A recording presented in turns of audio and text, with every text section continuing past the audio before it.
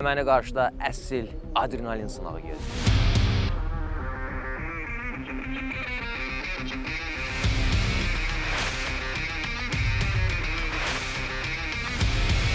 Offroadun ən çətin tərəflərindən biri məhz belə palçıqlı keçidlərdir.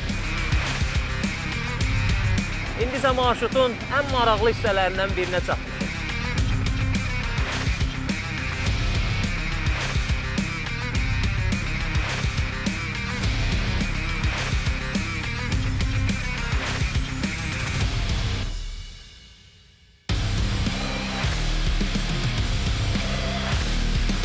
Təbiətin ən ucqar və keçilməz guşələrinə ekstremal səyahət. Mənim macəram.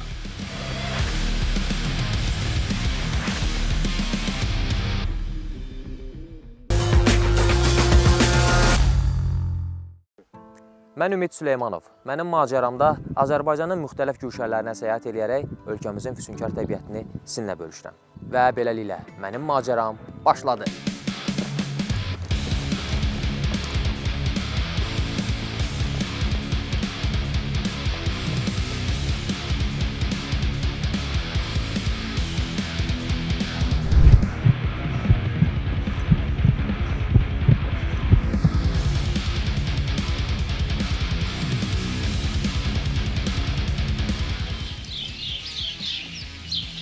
Quşlar artıq bizi salamladı.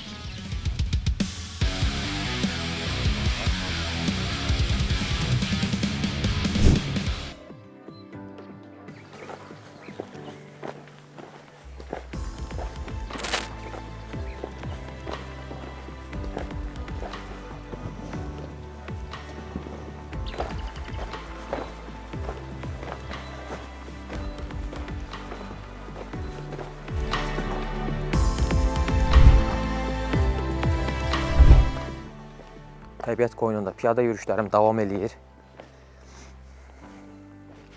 Bu arada burnuma nanə iyi gəlir. Hardan gələ bilər bu iy? Yox, bu deyil. Aha.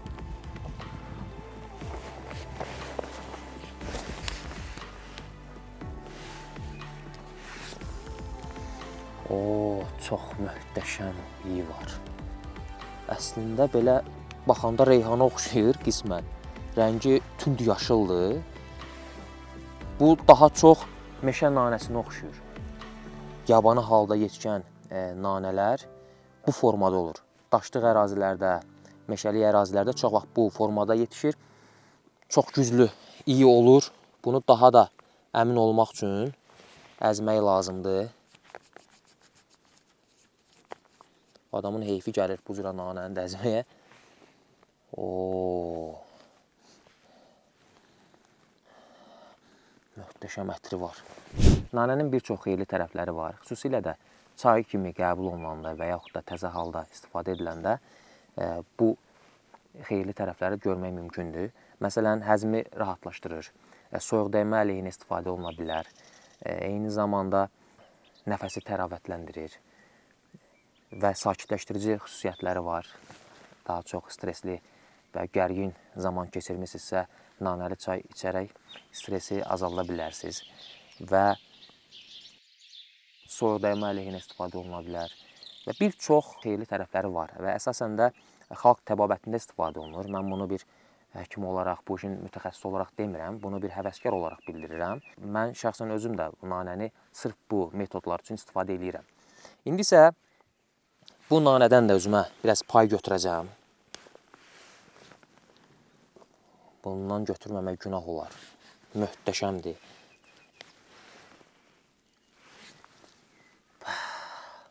Əlayı var. Məncə elə bu qədər kifayət eləyər. Bir çay dəmləyərik. Nanəli, nanə ətirli çay dəmləyərik. Həm yorğunluğumuzu azaldarıq, həm əgər stres və gərginliyi varsa, bunu aradan götürərik. Nə qədər maraqlı da olsa, bu qədər təbiət yürüyüşündə hələ ilk dəfədir ki, mən nanənlə rastlaşıram. Buna qədər yarpızla, kəkliyotunla və digər bu kimi bitkilərlə rastlaşmışdım, amma həmişə mənə maraqlı idi ki, nanə qarşıma çıxacaq ya yox. Çox vaxt nanələr yetişdirilir bu əsasən bağ evlərində, həyətyanı sahələrdə yetişdirilir. Meşə kimi ərazilərdə yabani halda yetişən nanəyə rast gəlmək çox çətindir. Ona görə də çox xoş oldu bugün nanə ilə rastlaşmağım. İndi isə bu gözəl ətirlə macərama davam edirəm.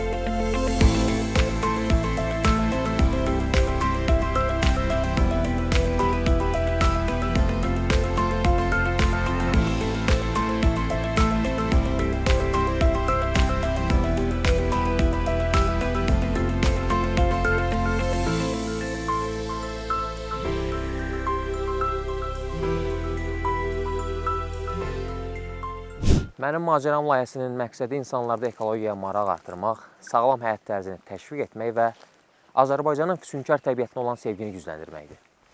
Bugünkü yürüşümüzün əsas məqsədi şəhərin o səs-küyündən uzaqlaşıb təbiət qoynunda dincəlmək istəyirəm. Eyni zamanda bu təbiət qoynunda hiking, yəni piyada yürüyüş eləyərək sağlam qalmağa çalışıram. Bunu dəfələrlə qeyd eləmişəm. Təbiət qoynunda piyada yürüyüşlərin insan sağlamlığına çoxlu faydaları var.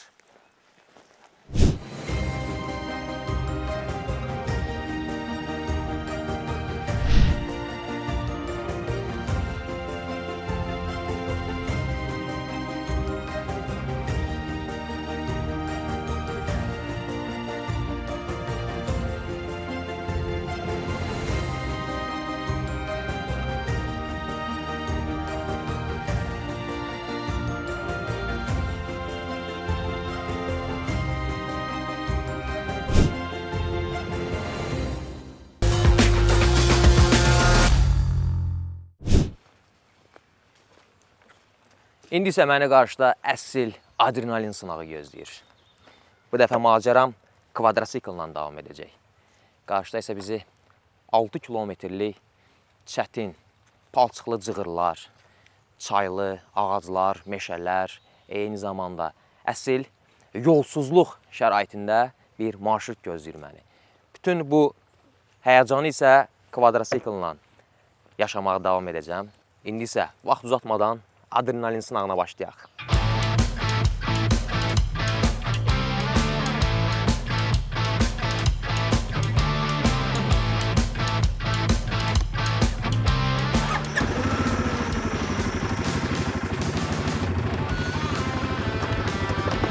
İndi isə mənim macəram kvadrosikllə davam edir.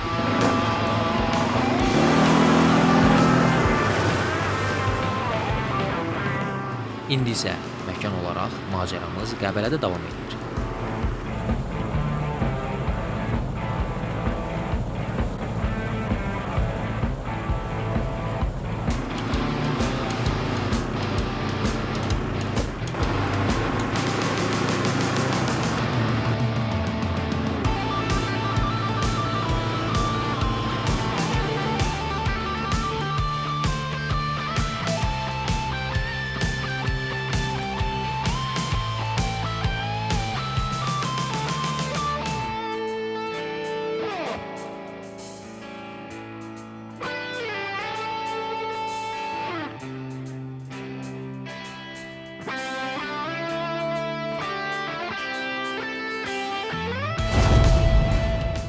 Kvadrosikllar ilk vaxtlar kənd təsərrüfatı və ağır relyefli ərazilərdə istifadə üçün yaradılmışdı. Sonradan isə ekstremal idman və macəra turizminin ayrılmaz bir hissəsinə çevrildi.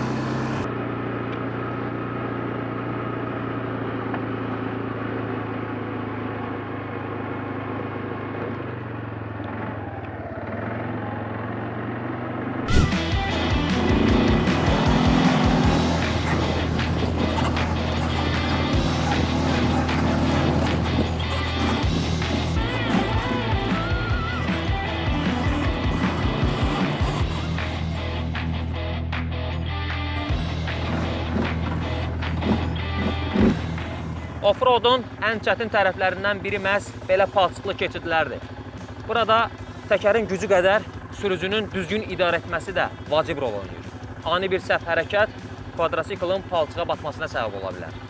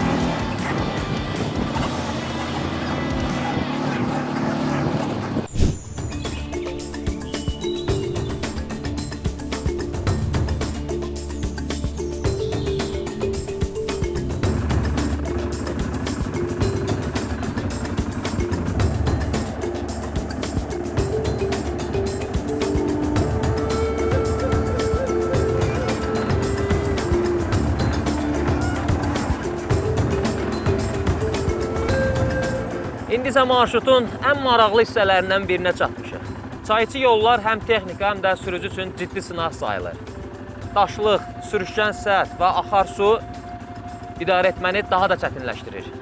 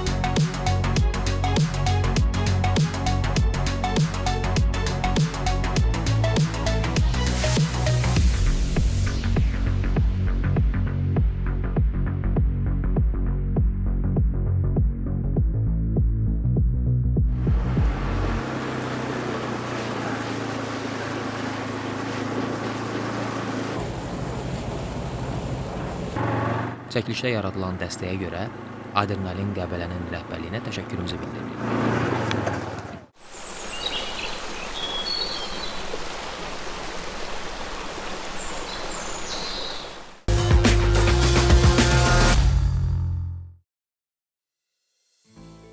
Bu dəfəki macəramız bizi Oğuz şəhər mərkəzindən təxminən 25 km uzaqlıqda yerləşən Başdaşağıl istiqamətinə aparır. Yol boyu uzanan meşəliklər, dağ yolları və təbiətin səsləri səfərə tam fərqli bir atmosfer qatır.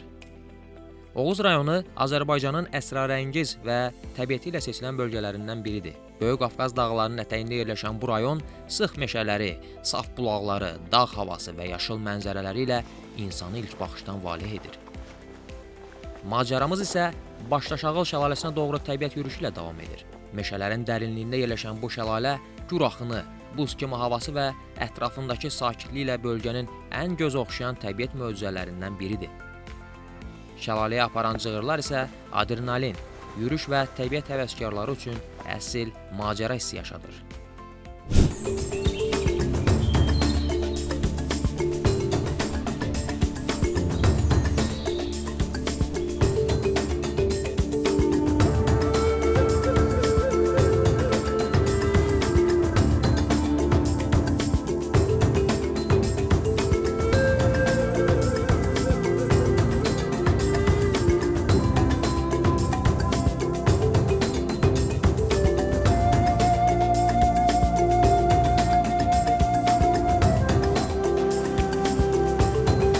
Başdaşağıl şəlaləsinə hiking yürüyüşüm davam edir. Əslində bugün bir-birindən maraqlı macəralar yaşadım. İlk növbədə fərqli bir məkanda, təbiət qoynunda yürüyüşə başladım. Daha sonra macəram kvadrosiklla davam elədi. İndi isə yenidən macəranı piyada yürüyüşlə davam edirəm və yürüyüşümüz Başdaşağıl şəlaləsinə olacaq, Oğuz rayonunda. Möhtəşəm təbiət qoynunda, dağların əhatəsində, yaşıllıqların əhatəsi ilə zəngin olan Başdaşağıl kəndinə gəldik və buradan isə eyni adlı şəlaləyə doğru təbiət yürüyüşü edirəm. Buyurun, gedək. Yürüyüş boyu mən sizə məlumat verəcəm. Hərəkət marşrutu nə qədərdir, şəlaləyə gəlmək üçün nələrə diqqət eləməliyik və bu haqda sizə daha geniş məlumatlar verəcəm.